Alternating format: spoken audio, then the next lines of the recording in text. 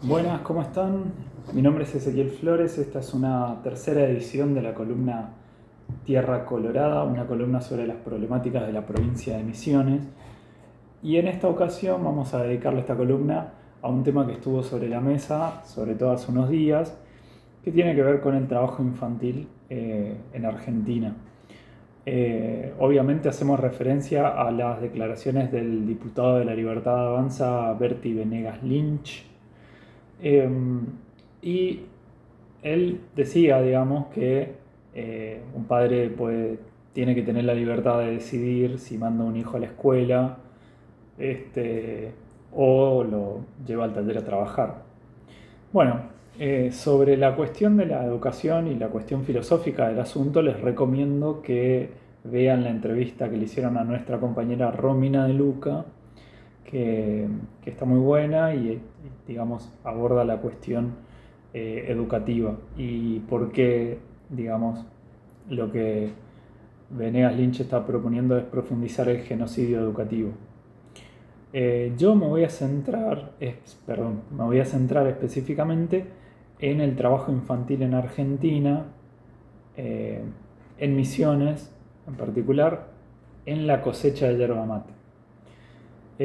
Porque es una problemática que tiene plena vigencia en varias producciones agrarias y en el país, fuera del agro también. Entonces, lo que vamos a ver es, digamos, cuál es la situación, qué medidas por ahí se implementan para erradicar el trabajo infantil, y cuál es el problema de fondo también. Porque a Venegas Lynch le salieron, mejor dicho, a responder desde su propio partido. Sandra Petovelo también le salió a responder del lado de organismos internacionales, como por ejemplo UNICEF. Este, y generó todo un debate, digamos, esta posición acerca del trabajo infantil. Así que bueno, es importante ver, digamos, cuál es la situación real del trabajo infantil en Argentina. Eh, para empezar, digamos, la legislación argentina marca que un menor de 16 años, es decir, de 15 años para abajo, no puede trabajar, salvo excepciones muy particulares eh, que tienen que ver con el trabajo artístico y demás. Pero no pueden trabajar, no pueden ser contratados y a la contratación de esos menores se la denomina explotación de niños, niñas, y está penada por ley. Para el caso de los adolescentes están protegidos, entre comillas, eh, en términos laborales a partir de los 16 y hasta los 17 años. Entran en el régimen de lo que se considera trabajo adolescente protegido y se tiene que cumplir una serie de condiciones que, bueno, que tienen que estar en blanco, que tienen que tener aporte, que no se le puede pagar no se le puede pagar menos que a un obrero en blanco adulto, no pueden hacer trabajos nocturnos, la jornada no les puede impedir terminar su escolarización, se tienen que hacer jornadas más reducidas. Sí, toda una serie de condicionantes que tienen que cumplirse para esta población de 16 a 17 años que puede ser factible de ser contratada. Este, los menores, digamos, de 15 para abajo, no. Aún así, digamos, el trabajo infantil es una realidad en Argentina, es una problemática que tiene vigencia, como decíamos antes. Y hay uno de los problemas a la hora de abordarlo es que los datos construidos son muy recientes. Si bien en los censos poblacionales se registran datos acerca de la actividad de niños, niñas y adolescentes, lo cierto es que la primera encuesta, digamos, la primera medición nacional específica sobre esta problemática fue recién en el 2004 y tuvo una segunda edición en el 2016 y en el 2017 con algunas correcciones respecto de la encuesta del 2004. Las correcciones en particular tienen que ver con ampliar el ámbito de la muestra, es decir, hacerla más representativa y a su vez corregir algunas categorías que no vamos a entrar en detalle ahora, digamos, porque no, no viene al caso para lo que nosotros queremos abordar. La cuestión es que esta encuesta, que se llama Encuesta Nacional de Actividades de Niños, Niñas y Adolescentes, en el 2016 se realizó en forma urbana, en el 2017 se realizó en ámbitos rurales, dentro de los cuales entró la provincia de Misiones, y determinó que el 10% de los niños de 5 a 15 años, es decir, esa franja que no tendría que ser empleada, realizan al menos una actividad productiva. Cuando están hablando de actividades productivas, están hablando de actividades que pueden ser domésticas intensivas, que incluso a veces incluyen el cuidado de otros seres humanos, de otros familiares, producción para autoconsumo, es decir, cuando básicamente trabajan mucho en la huerta o en la cría de animales para consumo familiar o el consumo doméstico, o bien de producciones para el mercado. ¿Sí? Ahí no estamos hablando solamente de que salen a vender, digamos, los limones que juntan en el patio, sino también de otro tipo de empleo para un patrón, digamos, para el mercado. La encuesta lo define así. Para el mercado ya estamos hablando de alguna forma de asalariamiento, digamos. Paga un salario a partir de un trabajo. En más de una ocasión, digamos, estos niños y niñas que trabajan, que son alrededor de 764.000, que representan el 10% de la población de niños y niñas del país, por eso cuando se muestran estas cifras se dice, bueno, 1 de cada 10 niños trabaja. En más de una ocasión trabajan en más de una actividad. La encuesta mide los que por lo menos hacen una de estas actividades productivas. Domésticas intensivas, autoconsumo y trabajo para el mercado. En un porcentaje no menor realizan 2 o incluso hasta 3. Con lo cual, digamos, es un problema importante. Y como dijimos, 1 de cada 10, digamos, de los niños y niñas de Argentina trabaja. En esta población, digamos, también se reproduce una brecha de género. Los varones están más dedicados al trabajo para el mercado y para el autoconsumo, y las niñas están más dedicadas al trabajo doméstico intensivo. Esto, todos datos de la encuesta, que también registró un deterioro en las trayectorias educativas, en el acceso, la permanencia y el rendimiento escolar, siendo problemas frecuentes tardanza, repitencia, faltas frecuentes a la escuela, y sobre todo en las actividades que están orientadas al mercado, más que en aquellas actividades que se realizan de autoconsumo o domésticas intensivas. Me tomo un mate y sigo. Ahora, si nosotros vemos los números ámbito por ámbito, vemos que en el ámbito urbano el porcentaje es de 8,4% para niños de esa franja etaria de 5 a 15, mientras que en el rural sube al 19%. O sea, en el rural el trabajo infantil, digamos, pesa más. Para el segmento de 16 a 17 años, es decir, eso que nosotros decíamos que está contemplado legalmente como trabajo adolescente que tendría que estar protegido, el porcentaje es mayor. 3 de cada 10 adolescentes trabajan, y en el ámbito urbano ese porcentaje es del 29%, es decir, está dentro de la media, casi 3 de cada 10, y en el rural sube un poco más. En el rural, es de 43%, es decir, un poco más de 4 de cada 10 adolescentes. Ahora, estos datos son del 2016 y del 2017 y se publicaron en 2018. Hay que ver qué pasó después de la pandemia, que eso sin duda introdujo más cambios, digamos, más problemas.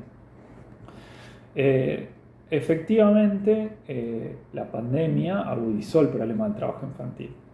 UNICEF, a fines del 2020, en coordinación con la Organización Internacional del Trabajo y el Ministerio de Trabajo, relevó 2.351 hogares a través de una encuesta telefónica.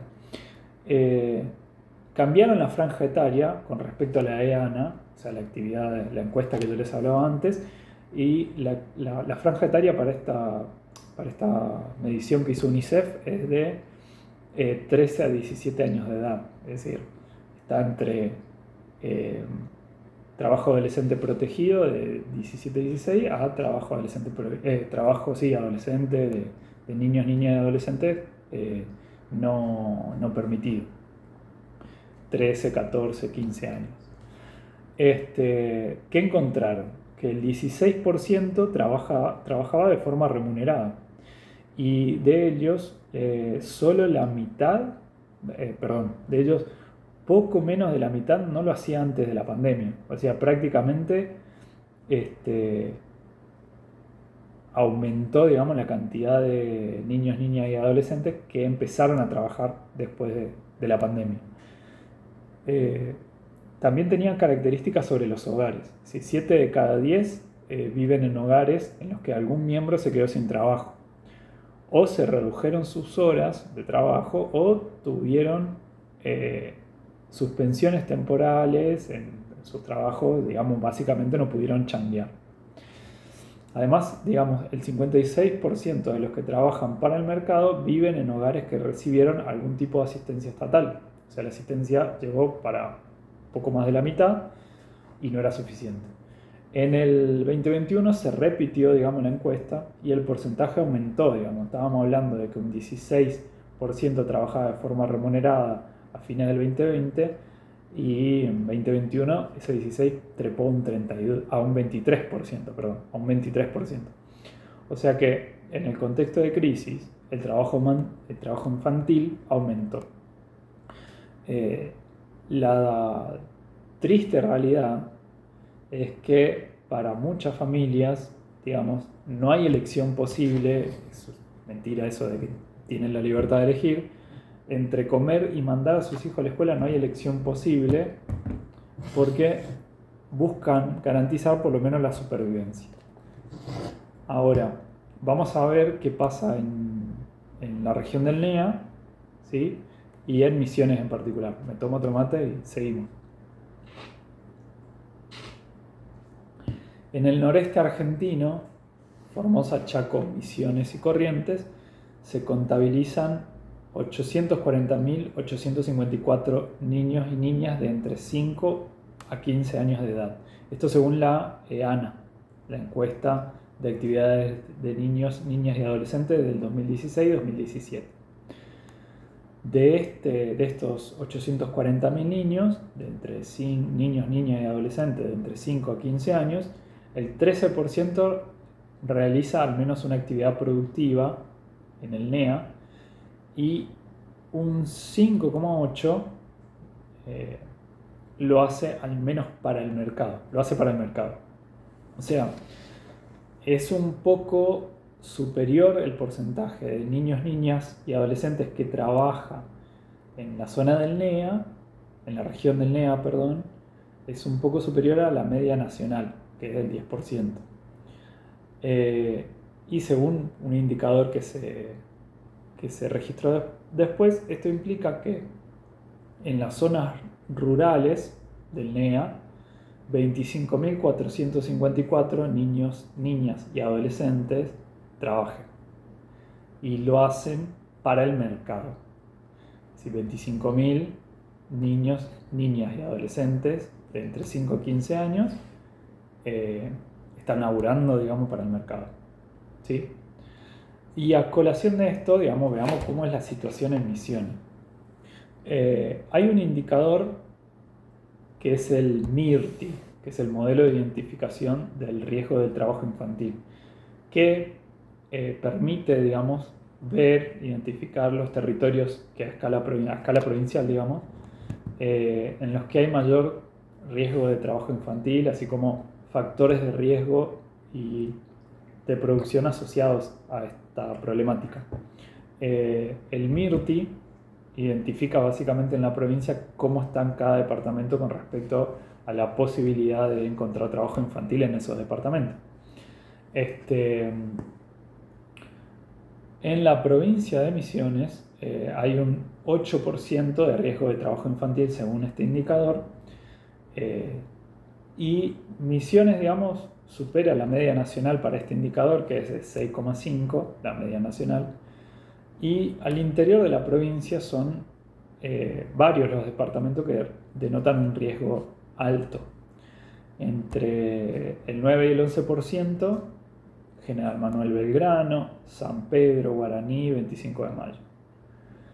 Entre el 8 y el 9% de riesgo del trabajo infantil, Caingas, San Ignacio, Concepción y Apóstoles. Y de riesgo bajo, entre el 6 y el 8%, Iguazú, El Dorado, Monte Carlo, Libertador General San Martín, la capital de la provincia, Candelaria, Leandro Eñalem, San Javier y Oberá. Los departamentos que presentan riesgo alto y medio tienen una serie de características en común. Tienen un mayor porcentaje de población rural, una mayor proporción de niños, niñas y adolescentes que no asisten a establecimientos escolares, un mayor porcentaje de población con carencias críticas, un mayor porcentaje de jefas y jefes de hogar asalariados no registrados, y una mayor proporción de niños y niñas alcanzados por la asignación universal por hijo.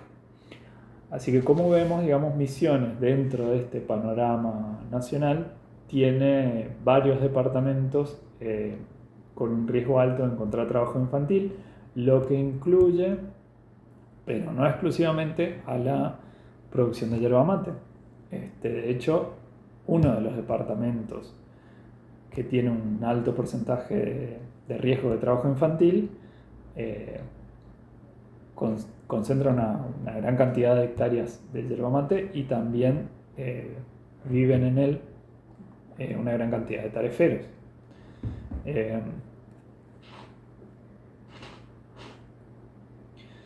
Ahora, no es la única producción que tiene esta problemática. Hay otras que también, en las cuales, digamos, también esto influye. Pero en la yerba mate, digamos, ha sido una cuestión histórica. Es decir, desde principios del siglo XX, cuando se hablaba del frente extractivo, donde se extraía y no se producía la yerba, se registraban, digamos, casos de...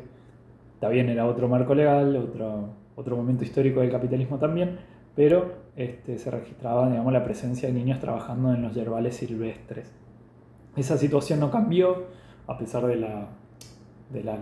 los cambios en la legislación, del avance en la producción de yerba mate, que se dejó de extraer y se pasó a cultivar. Y de todas maneras, digamos, siempre pervivió esta cuestión del trabajo infantil.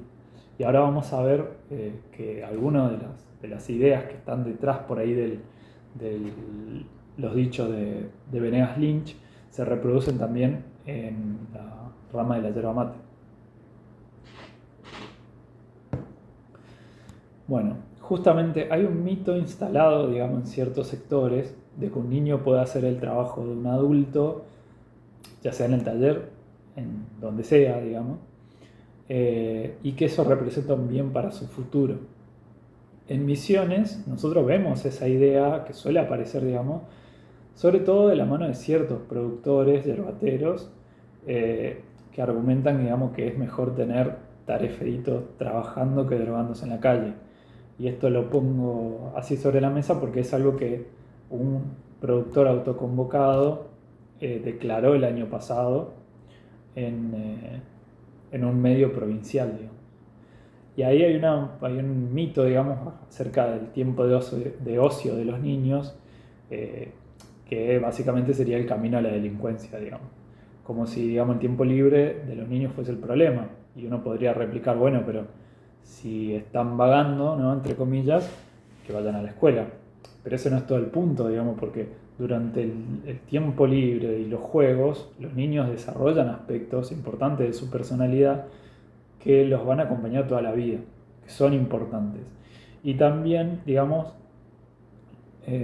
está demostrado, y hay estudios acá en la provincia que lo prueban, que los niños que hacen doble jornada, es decir, que estudian a la mañana y trabajan a la tarde, tienen trayectorias educativas discontinuas, tienen problemas para continuar la escolaridad, digamos, y básicamente es un camino, si se quiere, a dejar la escuela. O sea, es un problema, no una solución, esta cuestión de que estudien en un turno y trabajen en otro. Ahora, ¿qué pasa en la tarifa? Durante el 2023, Renatre detectó 5 menores trabajando en los yerbales y 14 casos de adolescentes que no estaban registrados, que estaban trabajando, pero no estaban dentro de lo que el marco legal establece como protegido, es decir, no estaban blanqueados, y estaban realizando tareas que no tienen que realizar porque están establecidas como insalubres o como un peligro, digamos, para su salud física, porque manipulan tijeras, manipulan elementos cortantes o manipulan alguna herramienta que los puede llegar a lastimar. Incluso, digamos, se detectó a un menor, un niño de 15 años que estaba hace 3 meses acampando en un yerbal, digamos, obviamente no estaba escolarizado y obviamente lo único que hacía era tarifear.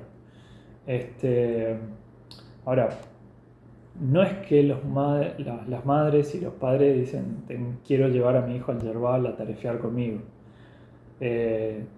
No proceden como piensa que es la lógica, digamos, Venegas Lynch. No es que dicen, no, sí, la verdad que yo soy libre y elijo llevarlo al yerbal a tarefear conmigo. No, la verdad es que pasan varias cuestiones ahí. Una cuestión es si se van a acampar a un yerbal para trabajar durante 15 días y no tienen con quién dejar a ese chico o chica, lo llevan sencillamente porque no tienen nadie que les garantice que lo van a cuidar. Y lo mismo si tienen que trasladarse al yerbal por día y pensemos que un tarifero trabaja desde las 5 o 6 de la mañana hasta que se oculta el sol.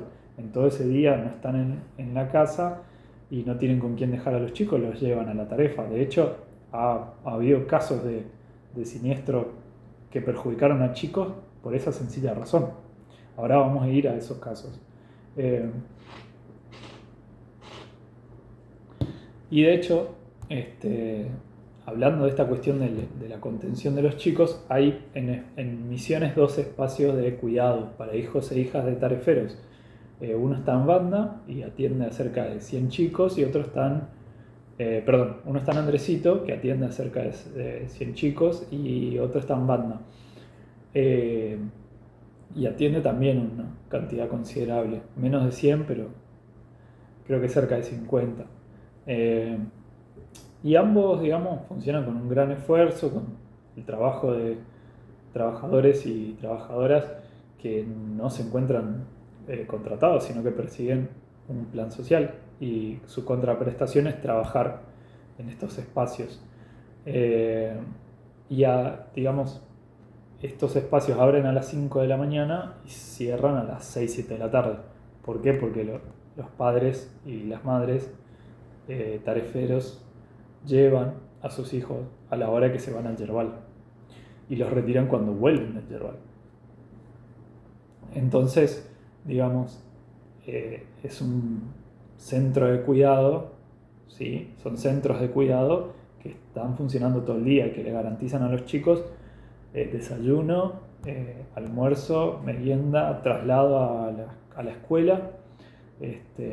También realizan otras actividades como clases de apoyo, como actividades lúdicas para los chicos, y todo eso sostenida de forma con mucho esfuerzo, digamos, ¿no?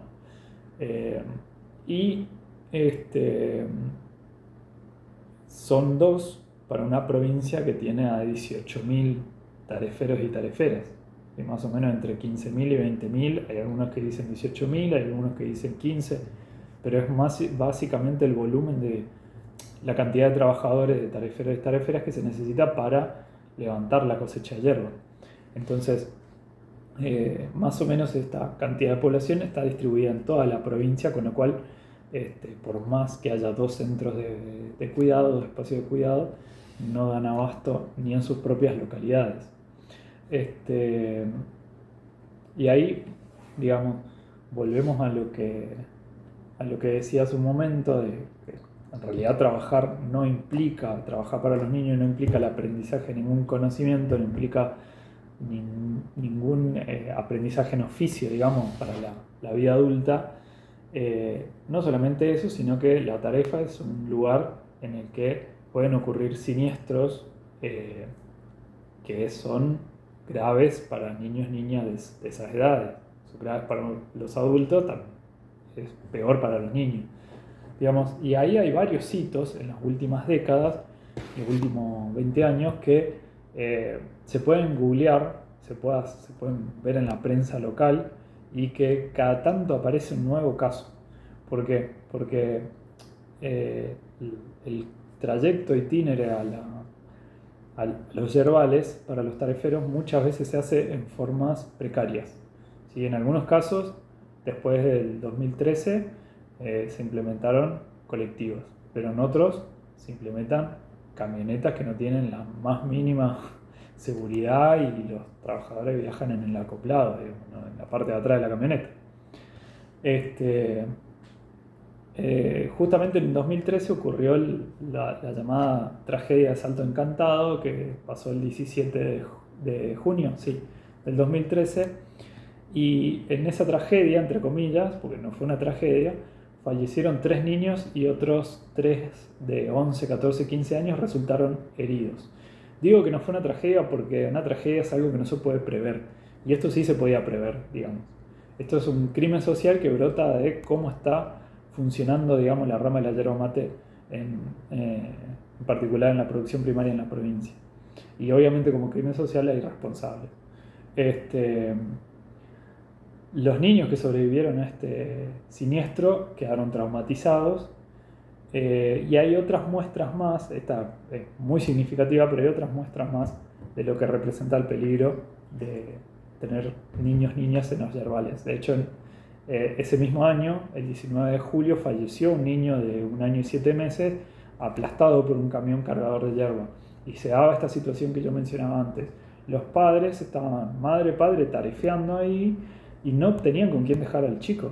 Entonces estaba con ellos en el yerbal, y en un descuido un camión, cuyo camionero conductor, digamos, no lo vio porque no estaba dentro del rango de visión del niño, hizo marcha atrás y lo atropelló. Si vamos un poquito más atrás, hay varios casos más de siniestros viales, y también hay casos como este, que se dan porque mamá y papá tienen que trabajar sí o sí, tienen que llevar al chico.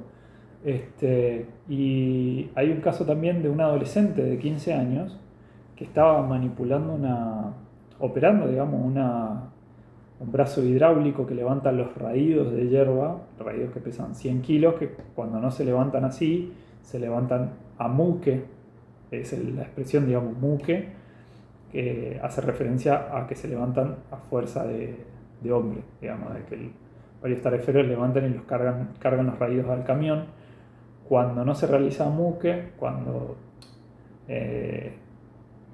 hay una herramienta, un brazo hidráulico, una grúa, ahí está, no me salía, una grúa hidráulica para levantar el raído y ponerlo en el camión para que se lo lleve al secadero, alguien lo tiene que manipular. Bueno, en este caso estaba manipulándolo un niño de 15 años que no tendría que estar haciendo esa tarea, que no tendría que estar trabajando, y la grúa rozó un cable de alta tensión y el niño quedó fulminado en el instante. No hubo chance de salvarlo. Después hay otros riesgos, la manipulación de tijeras, la intemperie. Hace no mucho, no me acuerdo bien qué fecha, pero hace no mucho tiempo, de vuelta a una familia que estaba tarefeando y estaban con el hijo pequeño, un hijo de 2, 3 años, se perdió en el yerbal y tardaron creo que un par de días o un par de horas, o no me acuerdo si eran días o horas, pero fue mucho tiempo en encontrarlo.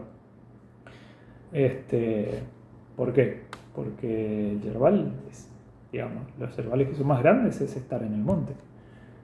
no es un lugar donde uno pueda ir alegremente a acampar y a llevar a su hijo para que aprenda, digamos, como piensan algunos, como piensa Venegas Lynch. Si no es un lugar seguro para niños. Y a pesar de eso, la edad promedio de inicio en la Tarefa, por lo menos hasta el 2012, 2011, que la Universidad Nacional de Misiones había hecho un relevamiento, la edad de inicio era de los 10 años. Incluso hablando con tareferos y tareferas, se dan situaciones de inicio mucho más temprano. De hecho, un tarefero me comentaba a mí que cuando llevan a los hijos a la tarefa, por más que no quieran, el niño está ahí, está dando vueltas, agarra la tijera, empieza a cortar la planta o empieza a jugar con la tela arpillera y todo parece un juego, pero en realidad no es un juego. Están incorporando el trabajo desde muy temprana edad.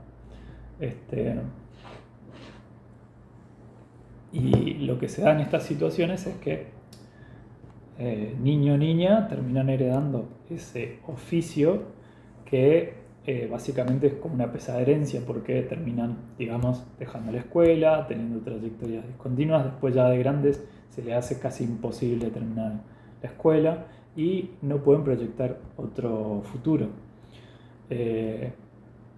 Entonces, digamos, repiten, digamos, el camino de trabajar en las condiciones de su madre o padre, ¿no? Ahora, mencionábamos las políticas públicas, en particular las de contención para el trabajo infantil en la Tarefa, pero el gran obstáculo, digamos, para erradicar el trabajo infantil es la pobreza. Los tareferos forman parte de eso que denominamos pobreza consolidada, y como el pago de la cosecha se hace a destajo, es decir, por cantidad de kilos cosechada, la jornada, digamos, se extiende de sol a sol. Y por eso muchas veces la ayuda familiar, entre comillas, resulta la forma de encubrir el trabajo de niños y niñas por la propia necesidad de parar la olla, digamos, de alguna forma. Este año, digamos, en enero, algunas estimaciones daban cuenta de que se podía llegar en la safriña de verano, que la safriña, se dice safriña porque la zafra mayor se da entre marzo y septiembre, digamos, más o menos. La safriña de verano es un periodo muy corto de cosecha que no se da en el grueso de los establecimientos, que no moviliza la misma cantidad de gente que la zafra. Y en enero algunas estimaciones decían, bueno, que un tarifero podía llegar a generar en un mes un sueldo de entre 200.000 y 300.000, siempre teniendo en cuenta que todo depende de las condiciones del yerbal, de las condiciones climatológicas, de que el tarifero trabaje de sol a sol, de que porque se le paga por producción, es decir, a destajo, de cuántos tariferos estén trabajando, toda una serie de condiciones, ¿no? Pero aún así, digamos, esto no te garantiza un salario, ni siquiera que llegue a la línea de pobreza medida en términos oficiales. Y como dije, es una zafra pequeña, así que no emplea la misma cantidad que la zafra grande. Entonces, digamos, desde hace varios años ya hay un subsidio para los tareferos que trabajaron en blanco en la última zafra y que pueden presentar hasta 3 recibos de sueldo. Ese subsidio es el subsidio interzafra y que hasta noviembre del 2023 era de 32.000 pesos y subió a 64.000 mensuales para, no recuerdo si era diciembre o noviembre del 2023, pero uno de esos 2 meses seguro, y que se cobró 64.000 hasta febrero del 2024, un subsidio mensual. En marzo comienza la cosecha, cae el subsidio, porque entre marzo y septiembre se realiza la cosecha y los tareferos la otra parte del año, desde octubre a febrero, quedan abiertamente desocupados. Obviamente que el subsidio interzafra no le llega a todos los tareferos y que ninguna familia puede vivir con 64.000 pesos, por eso la mayoría de los tareferos changuea en el periodo de interzafra, además de percibir algún plan social, ¿sí? Y este año se dio la particularidad de que los tareferos y tareferas, por supuesto, se trasladaban a trabajar en cosechas en Brasil, ¿sí? En los meses de enero a febrero, y varios de ellos cayeron en alguna estafa y sufrieron, digamos, trata laboral, porque los llevaban con una promesa y después llegaban allá y era toda otra situación, toda una situación muy deplorable y no podían volver. No fueron todos los casos, pero sí se dio esa situación, además del hecho de, bueno, de tener que ir a trabajar, cruzar al Brasil y obviamente trabajar no en forma asegurada, no en forma en blanco, sino de forma precaria. Así que bueno, esa es la situación de trabajo infantil en Argentina, en Misiones, en la cosecha de yerba mate en particular. Y digamos, por más que a Venegas Lynch han salido a corregirlo desde su propio partido, la realidad es que el aumento de la pobreza y de la miseria que el gobierno está generando no va a hacer más que agudizar este problema, que afecta cada vez más a niños, niñas y adolescentes en el país, y que para erradicar el trabajo infantil no es suficiente legislar y reconocer los derechos de niños, niñas y adolescentes, sino que hay que garantizar esos derechos, y para garantizarlos hay que brindar los recursos necesarios para poder garantizarlo de forma real. No hay suficiente espacio de cuidado para niños, niñas en la provincia y en el país. Es necesario multiplicarlo. Además, eso crearía puestos de trabajo y obviamente se tienen que multiplicar de forma blanqueada, ¿sí? Y con todos los derechos que le compete a esos trabajadores, y también obviamente con capacitaciones correspondientes. Y si bien esta es una solución que es válida, no deja de ser una solución parcial y que no ataca el problema de fondo. El problema de fondo es que la producción yerbatera no puede continuar en las condiciones que se encuentra, no puede continuar, digamos, sobreviviendo sobre las espaldas de los trabajadores tareferos y tareferas precarizadas, con los problemas del trabajo infantil, con los problemas del trabajo en negro, con el problema del pago de destajo. Si todo eso no puede ser las condiciones en las que se dé la producción yerbatera en la provincia.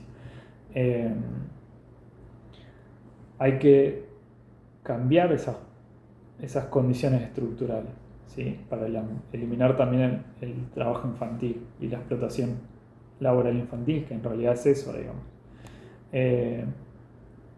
Y así, cambiando estas condiciones estructurales, se solucionaría este problema del trabajo infantil y muchos otros. Los problemas relativos a la deserción escolar, los problemas relativos a la discontinuidad en las trayectorias escolares de los chicos, los problemas de salud de niños, niñas que van, digamos, desarrollándose por las propias condiciones en las que se trabaja, en las que trabajan. Todo eso, digamos, para garantizar un mayor bienestar social para la población. Obviamente ahí el Estado tiene mucho que hacer. Una producción de mayor escala le permitiría emplear a más población, le permitiría mejorar las condiciones, generaría las condiciones propicias para mejorar las condiciones laborales y también las salariales. Y obviamente que esto que nosotros tomamos como un ejemplo es algo que se da a nivel nacional en distintas producciones que también, digamos, requieren su abordaje y sus soluciones concretas. Así que bueno, así terminamos esta tercera columna ya de Tierra Colorada. Los invito a que se suscriban al canal, que sigan las columnas que vamos sacando. Tenemos dos columnas bastante nuevitas, una es Dato Mata Relato y la otra es Dinastías Populistas, y después tenemos un montón de otras sobre la realidad de las distintas provincias y las distintas problemáticas y propuestas que tenemos desde Vía Socialista para Argentina. También comenten, difundan, colaboren. Hay una forma de colaborar con el sostenimiento material del canal y de las producciones que estamos haciendo. Así que bueno, cualquier comentario o propuesta de tema es bienvenido y los dejo, los saludo hasta la próxima. Chau.